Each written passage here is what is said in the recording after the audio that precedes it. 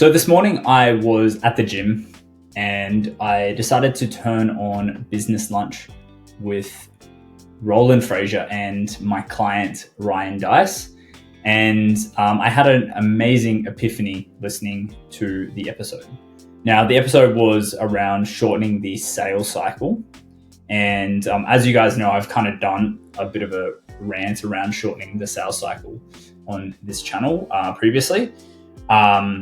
But what stood out to me was this paradigm of Ryan explaining how in their companies, they had a big month where they decided to go hard on making dials and following up with leads as soon as they came in the door, without context, without any sort of opportunity for value to be given to the leads or consumption of the leads to get the value, and really without any trust factor being built up. And the statistics were something around them dialing 27,000 leads in a month, and ultimately of the 27,000 leads, they had, I think it was something along the lines of 1,000 actual sales conversations booked in.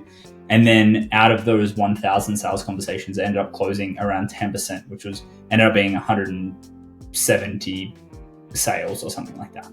So from 27,000 all the way down to just 170 deals is just astronomical. Now, obviously these sales are very high priced. So, it's not bad in terms of revenue, but you have to think about them burning and churning through 30,000 leads. They had to actually generate these leads with advertising spend and things like that.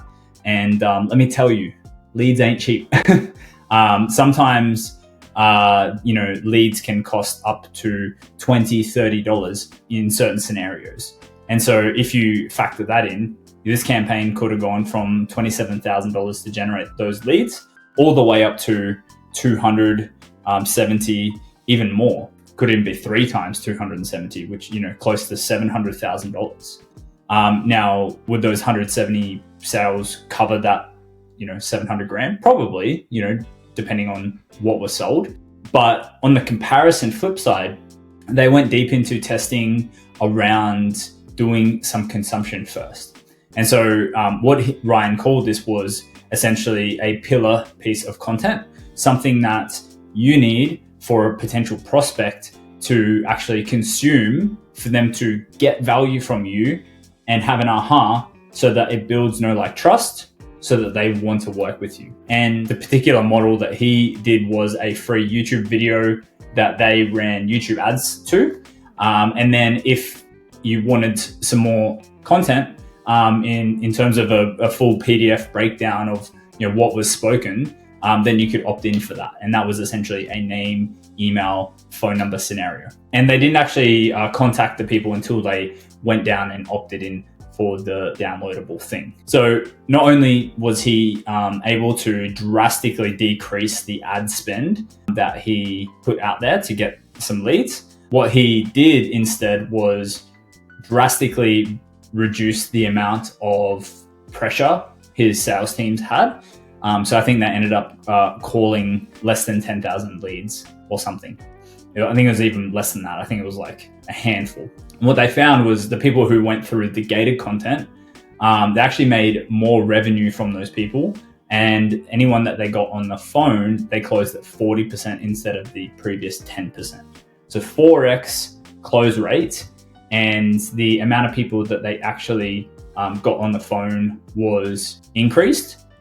They didn't piss off the leads because they weren't just slamming them, and they made more revenue. So I think this is a really fantastic lesson for anyone of us here who actually does have a call sales process, particularly with the sales team. And the cool thing is that your pillar content is actually your book. And the format that you allow people to consume your book in is what can make all the difference.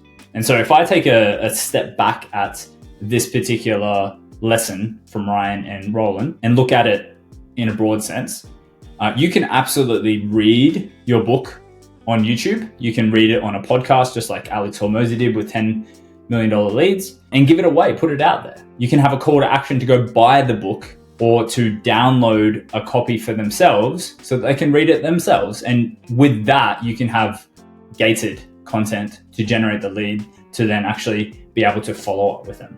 And so if I think of it as a broader marketing strategy, you can do this with podcasts, you can do this with Facebook videos, you can do this with YouTube videos. Certainly YouTube is the most long form platform. And I think Ryan said that he read the report and it took an hour and 20 minutes or something. So, certainly a book will take several times longer than that, but that doesn't mean it needs to be in one video. So you can split it up into several videos, sections, chapters, and still give the same call to action on each and still totally generate qualified prospects. In this process, I think what the awesome opportunity is to be able to get people who are more interested in what you're doing, not just relentlessly build lists and things like that, but to specifically build lists for people who are interested in your topic and subject that you're teaching on, and then for them to show interest in the offers that you're presenting so that you can essentially get people on the phone in a nice way that doesn't seem spammy because they know, like, trust you, like I said. And ultimately that will lead to you having more sales in your business and more success overall. So hopefully there was a few things in this kind of episode that can help you just have some light bulb moments. And what I'll do is I'll link down the episode that they did on shortening the sales cycle in the description below so that you have a reference point. And I think you'll get a lot out of that episode because most likely I butchered a lot of the numbers and I paraphrased a lot of things. But ultimately, the lesson is what's important and understanding the pillar content that leads to gateway opt-in so that you can get more qualified people on your email lists and more qualified people on the phone is the biggest thing that is going to help you succeed here. So I hope you enjoyed. Let me know what your takeaways are and I look forward to hearing what you think.